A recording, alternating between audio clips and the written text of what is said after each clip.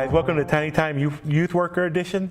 I am excited and honored to be able to be a part of this training session that the Convencion is providing for our youth workers throughout our state. Today I have with me the Executive Director of Convencion, Jesse Rincones, and we're going to go over and cover something I call the 10 Commandments of Youth Ministry. Now, there's a lot of things that we can apply, a lot of things that we can look at, but for somebody who's starting out in youth ministry, or maybe for those of us who've been in youth ministry for a while, I think some things that we need to remember or be taught are some things that will help us connect our church and help us in our ministry as we minister to youth. So going over these, the number one commandment that I have for youth ministry, 10 Commandments, is that the ministry that you have is God's ministry, not yours.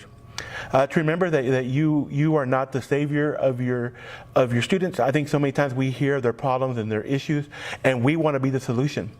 Our goal should be that we want to make sure they understand who the solution is. That is Jesus, and it's the cross, and it's the resurrection, and the fact that our God is not dead but alive, and that He is for us. And I think we have to be able to connect that to our students in our ministry. Also, we have to remember that as we are ministering to these students, that we can be replaced. God can bring in somebody else. We can move to a different ministry or a different city, and ministry will still continue to go on.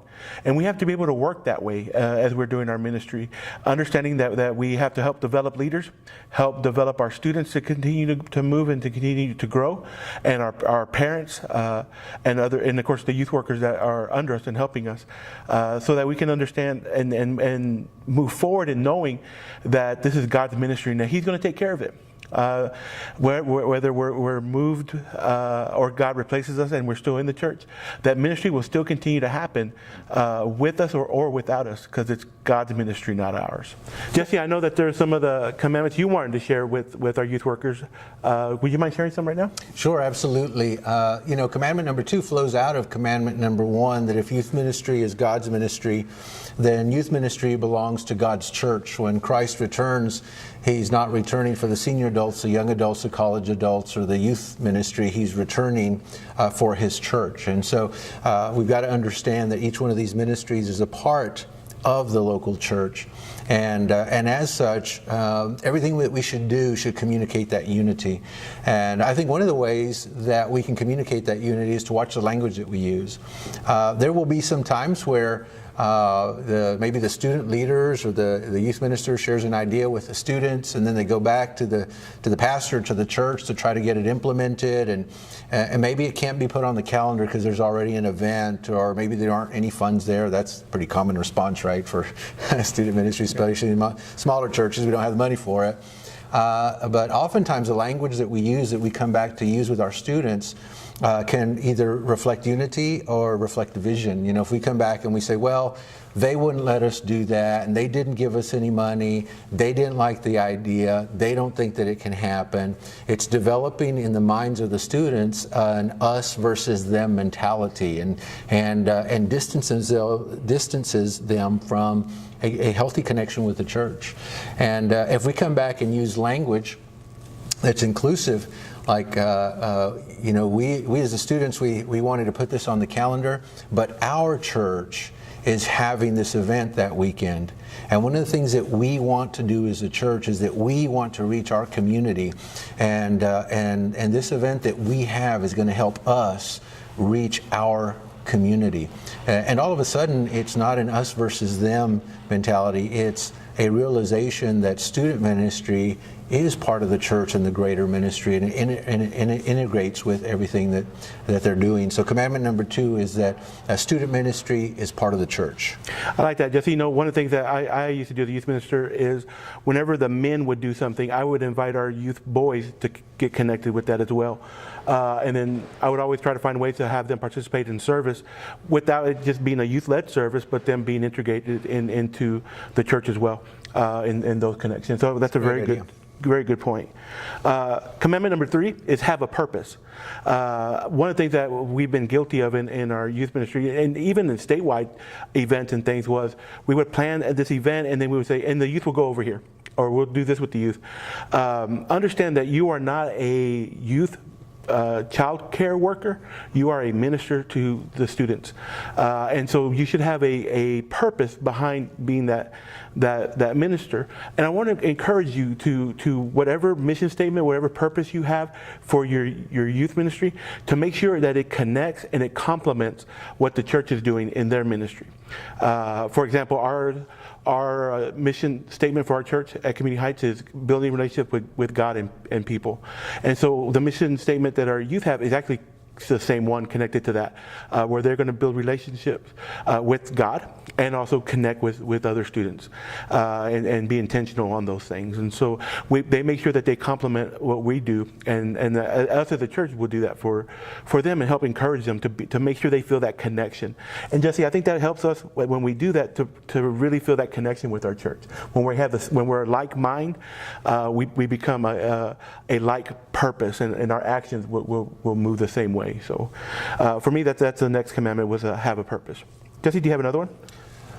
One of the things that's very important for student leaders and workers to understand is that student ministry goes beyond just teaching youth. You're not just responsible for Wednesday night or Sunday morning Sunday school or the youth small group event. You need to couch and view your ministry beyond the youth room and beyond the high school years.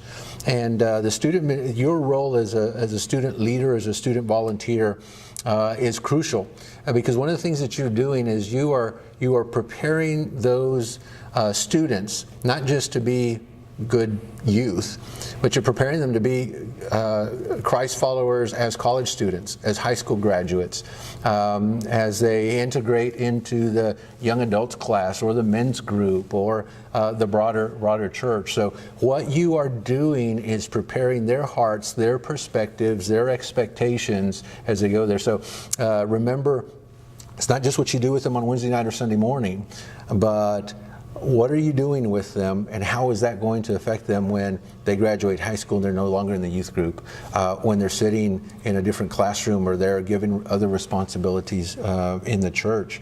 And also realize that your ministry goes beyond just those students that you have.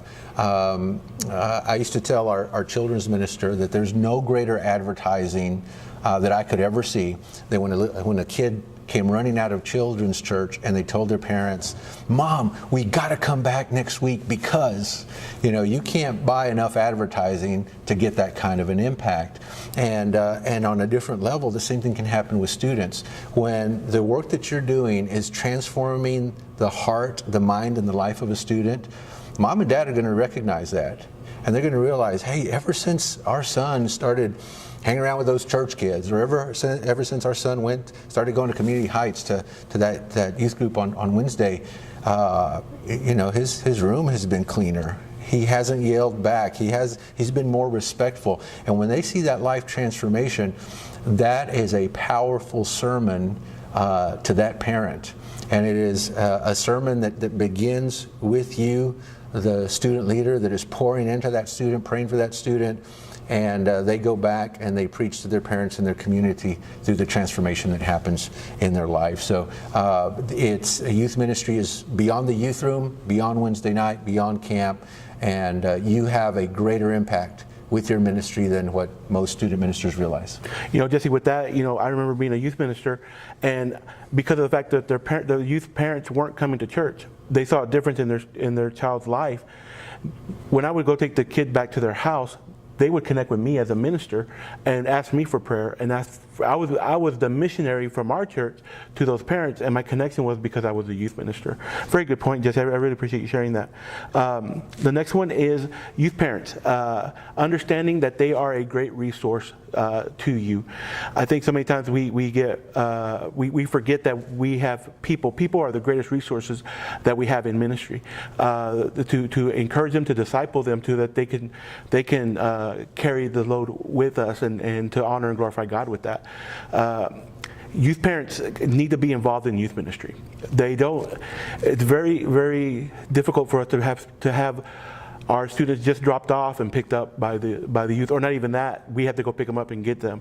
But to find a way to help, how do we connect our youth parents, especially those from our church that are members, to be a part, whether it is having them become Sunday school teachers, having them sponsor students, having them open up their houses for small groups, finding things like that for them to do, to maybe even starting a youth parent council team where you have certain parents sit on a council and they help you as you plan the calendar, plan the year, and they sit with you in business session to help you as you bring up points in the business session. Well, guess what? You now have supporters in the room because they are connected to your ministry. So understand that having those things, being able to have students being able to connect with a father figure and with a mom, and how their home life is, we don't know all the time, but being able to be cared for and honored glorifies God, and it gives our parents a chance to minister to not only their child but to the church. So I really want to encourage you guys to have that.